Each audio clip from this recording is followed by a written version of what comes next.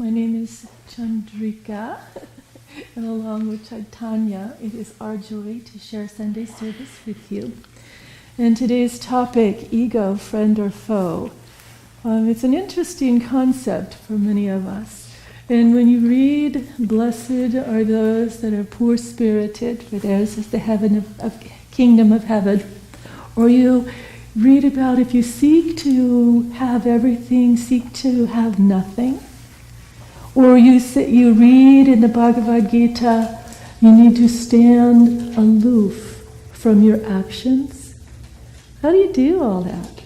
And it seems such a dichotomy. And it's one of the things that I was noticing as I was reading both the reading for this week, the topic, as well as the affirmation for this week, which is on power. Interesting, power. So if you want to have everything, seek to be nothing, have nothing, stand aloof from your own actions, and yet the power of the universe is yours. And that intrigued me. And in the reading for the affirmation of power were the words that talk about how to appropriately use power in our lives, how to apply it. And it's for our self-transcendence. For our self-transcendence and for sharing that transcendence and the ability to transcend with others. That is how power is most appropriately used. And of course, the other part about standing aloof from our actions is to remember that we are not the doer. God is the doer. We apply our God-given power, but we have to remember it is God-given.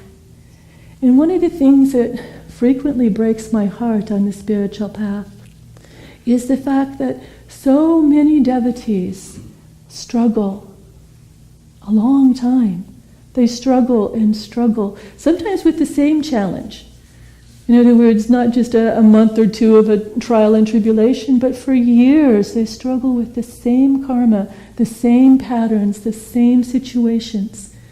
And as a good devotee, initially they rally their will and they rally their energy and they rally their selfless service and they practice affirmations, they meditate deeply. And that might take them a few months. And then they start to lose a little steam. And they wonder, what's happening? Why doesn't anything seem to be changing? A year goes by, nothing seems to change. Why am I still facing the same challenges? What can I do about this? And we see it in our own lives, and we see it in the lives of fellow devotees. And it breaks my heart because oftentimes what happens is no matter how many times we encourage ourselves and each other to just carry on, just keep doing what you're doing. But it's like, why should I keep doing what I'm doing when it's obviously not having an impact? I'm still facing the same challenges. I've been affirming for years. I've been meditating for years. I've been doing everything that I can think of that the God and Guru have given me, and still here I am. That's the part that breaks my heart. Because what Yogananda tells us is oftentimes it's when we're despairing like that we're ever so close to finally turning the tide of that particular challenge. Just one more affirmation might have made the difference. But often what happens is we give up in despair. We turn away from God. Some people even leave the spiritual path because they can't see that the tide is actually starting to change. All they can see and experience is what the suffering is that they're going through. And that breaks my heart, because if we just continued on, we don't know when that next affirmation is the one that just clears everything away and opens the pathway of God's power to be with us. And as I was considering this particular topic, I was remembering a scene from a movie or a book, both. Actually, it's a book and a movie was made of it, but it's the Harry Potter series. And there's this lovely little character called Neville. And when we first meet Neville, he's a hapless child. There's always silly little things happening to him. He loses his toad. And then the next year, he's the one who loses control of his broomstick, and he ends up hanging from the rafters and eventually falling down and breaking his wrist. The following year, he tries to put up a fight against his friends because they were breaking the school rules. I'm going to fight you. You can't do that. And what does Hermione do? She petrifies him. Petrified, and there he is. He's laying on the ground, can't move at all. And as she steps over him, she looks down and goes, it's really for your own good, you know. And it's like, what? This poor kid, even when he gets the courage to stand up to his friends and do the right thing, his friends just knock him on down. But anyway, there's another scene of Neville. And this is when the pixies are let loose in their classroom. And the pixies, you know, everybody's laughing at what they can do. Oh, they don't seem very dangerous. Well, they start playing havoc with this classroom. And one of the things they do is they pick Neville up by his ears and they hang him from a chandelier. And he's up there on the chandelier looking down, and the pixies are wreaking havoc everywhere. You know, and the rest of the kids are running, screaming from the room. And eventually, again, it's Hermione. She's a very practical person, but she manages to disable the pixies. And Neville is looking down on this scene, total destruction all around him. And what does he say? He says, why me? Why is it always me? Always me. And he's looking at this. Now, how many of you have ever said that in your life? Why me? Or my favorite is more along the lines, oh my gosh, not again. Really? Again? It's happening again? So we all have themes like that where we experience something that happens repeatedly to us. And we think we're powerless against it. And yet we're not. And that's the thing that we need to keep in mind. The power of the universe is mine. Your God-given power. There's a story that Yogananda tells. And it's the story of a disciple who had severe failure karma. I mean, failure to the point that anything he did or touched failed. And it was to the point that his consciousness, literally, he thought that he brought failure to other people and other circumstances. I mean, that's a pretty deep sense of failure, is if you think that just because you're involved, you caused it to fail. But that's what this young man had. And he was an intelligent and diligent and sincere soul. And, you know, he did everything that he could to succeed. He truly tried. And eventually he went to the master, he went to the guru, and he said, sir, what can I do about this? I'm afraid to get another job because every time I get a job, the company I work for fails. They go out of business. I really feel badly that I caused that to happen for these people that are involved in these companies. And the guru says, well, let's do this. Practice an affirmation twice a day, morning and night. And it was an affirmation associated with success, trying to bring and break the bonds of that attitude that he had of being a failure. And he takes this job that the guru lines up for him. And about 3 weeks into this first job, he comes back to the guru, I'm really afraid this company is really struggling. I really think I should quit my job so that the company will be saved. And the guru says, no, continue on. You're doing your affirmations, right? Yes, sir, okay, well, carry on.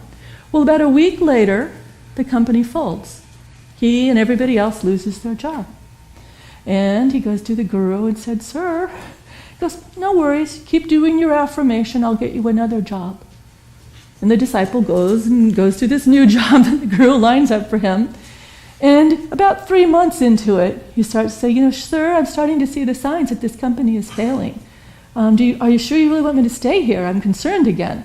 He says, are you doing your affirmation? Yes. Continue on. Well, 6 months in, the company fails. He loses his job, everybody loses their job, and he still has this aspect. And he goes, I don't understand. Why do you keep sending me back to these jobs when all I do is create, disharmony and disaster for everybody else? And the guru says, well, you're doing your affirmations, right? He goes, well, yes, I am. And he says, and how are you doing your affirmations? In other words, is there a negative thought counterbalancing the affirmation you're doing? For example, when we said the power of the universe is mine, did y'all go, oh yeah, right? Did you have that self-doubt? Or did you go, yes, it truly is my birthright? Well, this devotee, was still holding on. Whenever he affirmed success in his affirmation, a good part of his consciousness and his mind continued on with the I'm a failure and I bring failure to everything I do. And so he took note of that, and he realized that it's not enough, as the Guru said, to parrot the words. Parroting the words is not enough in your affirmations. You have to move mountains with your will, with your God-given power, with your concentration, with your determination. And he said, okay, Guru, I'm starting to get that. Guru gets him another job. He continues on. About a year later, things are looking bad for this company. And the Guru does something that really just terrifies the devotee. He says, well, maybe it's time for you to invest your money and develop your own company. He goes, Guru, the company I'm working with right now is failing, and you want me to invest my own money and apply it? I mean, I'm going to lose everything. Not only am I going to lose my job, but I'm going to lose all my savings and anything that I have. And the Guru convinced him to try. Several years later, not only did that little company that he started up succeed, but it thrived. And he grew into 3 businesses. And he started to amass quite a great deal of money from the success of his businesses. But still he continued with his affirmation. And ultimately, over time, anything that he attempted was successful. Everything in life that he touched turned into a success. He had weeded out from his mind and consciousness all thoughts of failure, all negativity, all aspects of that can't possibly happen, and instead had infused himself with the God-given power of success and convinced himself that he was, that he, not he, but God as the doer was successful through him. And it took a long time, but he continued on with that, and eventually he went back to the Guru, and he says, well, Guru, I do now understand my own karma and my own attitudes and consciousness and how that was shifted. He says, but what I don't understand is why is it that I caused other businesses to fail? And the Guru laughed. He says, well, you didn't cause them to fail. What happened was the law of magnetism. Like attracts like.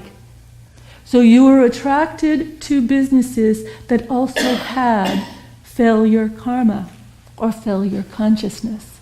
And so like 2 lit bombs for failure rolling down the hillside, it just happened to be happenstance that as they rolled along, boom, they all blew up together. It was not you causing the failure. It's just that the resonance of that consciousness. So like attracts like. And so when you find yourself, like Neville, hanging from the chandelier, why me? Well, what we have to remember is the rest of the story. Because those of you that followed the Harry Potter books know what happens. Neville eventually grows into his own. Neville eventually becomes a very capable, very courageous, very magnetic leader. And he does exactly what this affirmation on power does. He transformed himself, and he inspired others to transform themselves. And through that power of just constantly bringing up his courage and fighting again, towards the end of the story, there's a scene where all looks lost. Harry is dead in Hagrid's arms. And if you know the story, you mean this is not good because Harry's supposed to be the savior of the school and savior of the people against the evil darkness they're fighting. And Harry is gone. And the array of darkness is facing these courageous young kids and their teachers around this school. And they're saying, hey, if you leave now, we'll just let you go.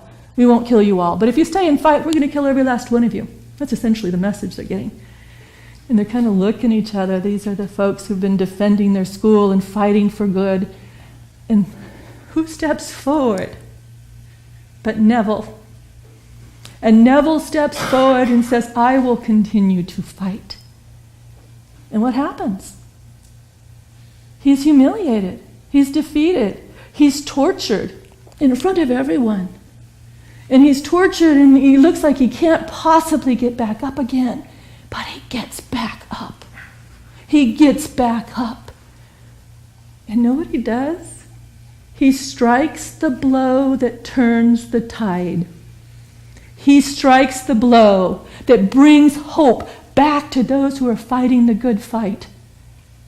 And the tide of that karma, the tide of a situation, the tide of that battle is changed.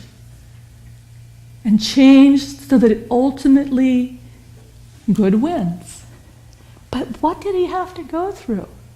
See, this is why it breaks my heart, because when you see people courageously stepping forward yet again, regardless of what life brings them, they step forward again and they're beaten down or they're just barely on their last breath and they move themselves back to their feet and they try yet again. And lo and behold, eventually the tide is indeed turned. And of course, we're Neville. At times we're the hapless kid. Everything's going wrong. But eventually, if we stay firm in our spiritual search and we put out the effort, we can't but help to succeed, because it's our God-given power that gives us the strength to try yet again. Mine is the power of the universe for my own transformation and the transformation of other sleeping souls. That's who we really are. God bless.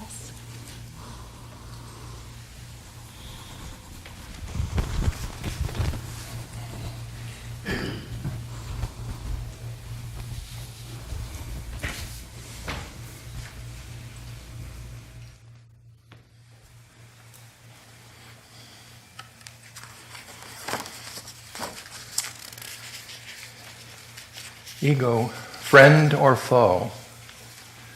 Well, I kind of find it's both, friend and foe, at least in the beginning. Blessed are the poor in spirit, for theirs is the kingdom of heaven. Swami Kriyananda says in his book, Rays of the Same Light, which is the expanded version of today's reading from his book, Rays of the One Light, he says, Jesus was urging his disciples to accept the thought of man's nothingness before God and of God's everythingness. Poverty of spirit to Jesus meant a glorious lack, not a passive one. To be poor in spirit means to be completely without ego and without selfish desires, but utterly receptive to God's will. Jesus taught that the more we can empty ourselves and become as nothing before the Lord, the more perfectly we discover our entire existence in God. And Krishna in the Gita passage taught that the more we can separate ourselves from ego involvement, the more perfectly we find ourselves immersed in God's love and joy. So how do we get rid of ego? How do we find this nothingness? The Bhagavad Gita says, ego cannot be killed, it can only offer itself into the divine as the final act of ego. So first, we need a healthy ego to expand our consciousness, to get rid of it. I know that sounds kind of funny, but let me go on. In the introduction of his little book, Secrets of Self-Acceptance, Swami Kriyananda says, an expansive consciousness is the mark of a healthy ego. An unhealthy ego, on the contrary, is demonstrated by contractiveness. A person with a healthy ego is not, as some people imagine, self-assertive and aggressive. These qualities are symptoms, rather, of a contractive consciousness. One with a healthy ego gazes outward in appreciation upon the world around him.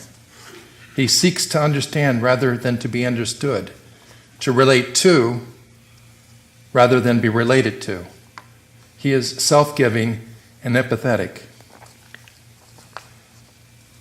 A person whose ego is unhealthy is preoccupied with himself, with his complexes, problems, and worries. He concentrates on how others treat him, not on what he can do for them. He might be described as a psychological vortex. His perceptions turn inward upon himself as the focus of all his interests. His contractiveness is unhealthy because it distorts his perceptions of reality, robs him of his native ability to enjoy life, and becomes ultimately a prison which he can imagine no escape. Swami goes on to say, few of us live wholly in either of these modes of consciousness.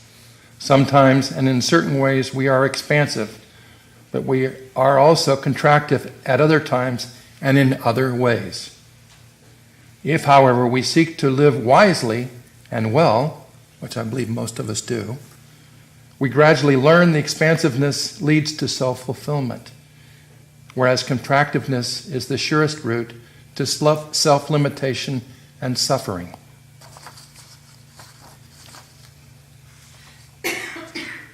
He goes on to say, the way back to self-acceptance is first to get into an expansive mode by affirming a more generous giving attitude towards others. Only after cultivating an expansive outlook can a person see himself accurately in his relation to others and to the greater scheme of things. While traveling the road back to self-acceptance, bear in mind that you, in common with every other human being, are unique. The melody you have to sing is yours alone for all eternity. That's a pretty big statement. The melody you have to sing is yours alone for all eternity. The role you have to play on life's stage can be played by no one else. Your allotted task is to learn to play it to perfection. That melody, however, or that role belongs to a more expanded selfhood than the realities you experience in your little ego.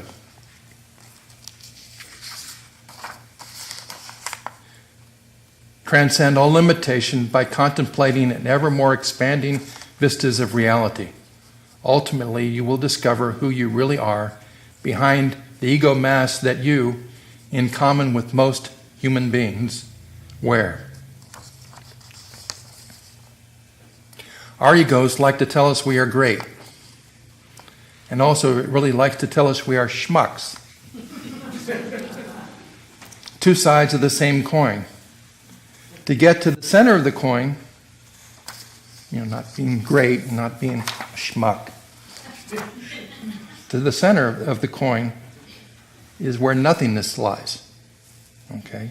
We need to develop a healthy ego to get there and to help stay there.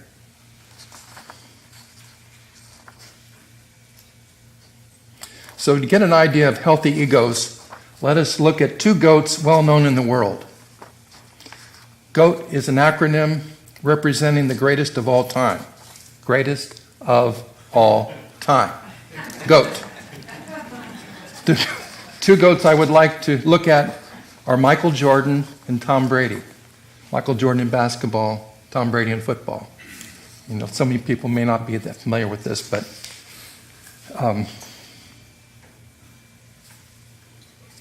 Michael Jordan got cut from his high school basketball team when he was a sophomore. When asked about this, he said it was necessary in his development because he was clumsy, his body hadn't finished developing, and it really motivated him. That's where you use the ego. His ego found it challenging and it motivated him to work harder. That's a lot of development to go from being cut from your high school basketball team to the greatest of all time. So there's quite an attitude to observe there. Tom Brady, likewise, when he graduated from college, was hoping to get drafted into the NFL professional league. He didn't get drafted until the 6th round. That doesn't mean a lot to all of you, but that's pretty late.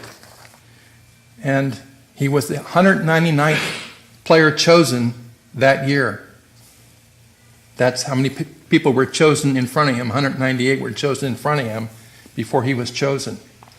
And he was drafted by the New England Patriots, and he became their fourth string quarterback. Fourth string. Now, coaches really don't keep, in professional football teams don't keep 4 quarterbacks on their roster. But their coach had a good feeling about him, and they kept 4 quarterbacks. And then over time, he proved himself and finally got a chance to start and eventually developed into the greatest of all time. How is that possible? Well, he had a great attitude where he actually, when he was not drafted right away in the NFL, it was devastating for him. He had a hard time recovering from that, but he did. And it just kept motivating him, and kept coming back to it. And he just developed a good attitude of learning to become a little better every day and not get down on himself. Focus on these things that he had to improve on and work on. It's a lot of hard work.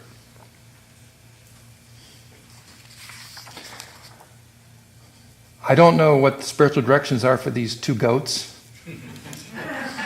but it will be interesting to watch their lives progress over time because they've developed a very positive attitude towards life, which I'm sure transfers over into the other aspects of life. Michael Jordan was asked if there's anything he would change going back and looking at his life, and he said no. It was all necessary for my development, he said. That's a healthy attitude.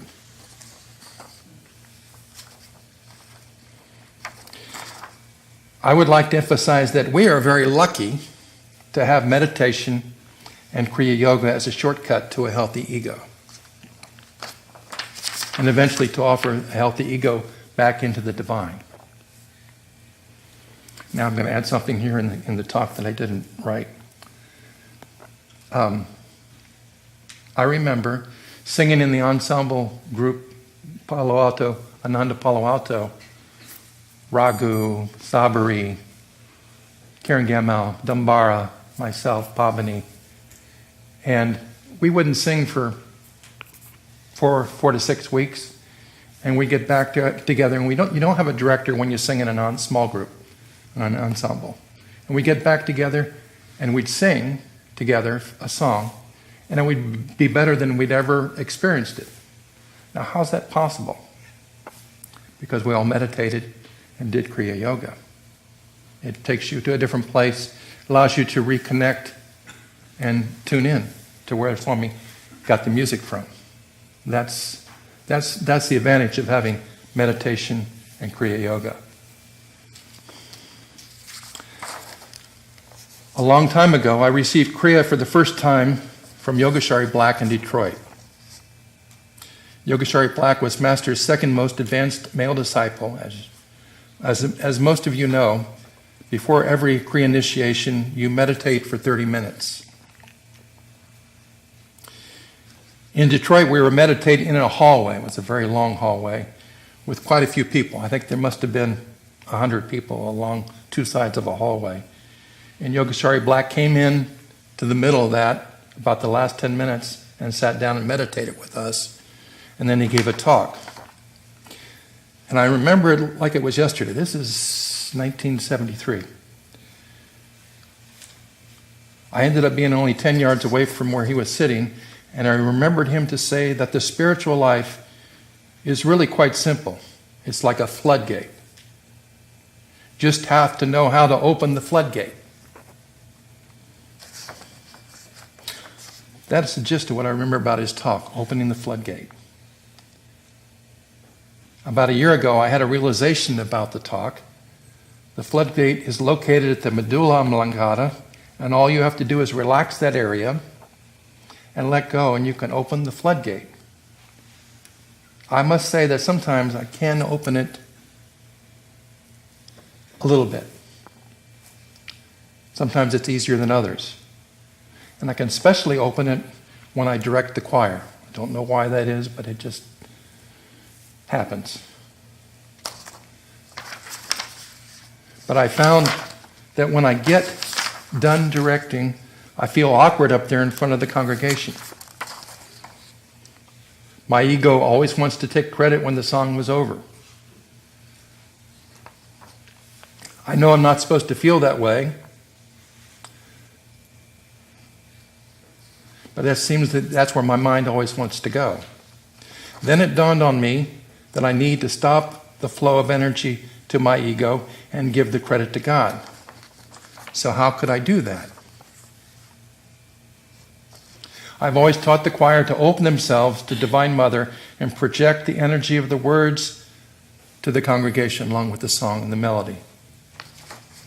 So it made sense to reverse the flow of energy when we pronam at the end of the song. So I told the choir that we needed to reverse the flow of energy back to God at the end of the song. I then told them that I would do this. And then we would pronam and reverse the flow of energy back to God. So we tried it in rehearsal and everyone liked it. The first time we tried it at Sunday service, I was totally amazed. I could actually feel the energy of the congregation's appreciation going back to God. It opened the floodgate. It's the first time I felt like I could turn around after the song and face the congregation and not feel awkward. This move became like a mudra for us, a mudra being a physical pose that has spiritual power. For me, this mudra makes the mudra pronam mean all belongs to God. And I can feel it more tangibly. Another added bonus, if the choir doesn't do well in the performance on Sunday service, we can give that to God also.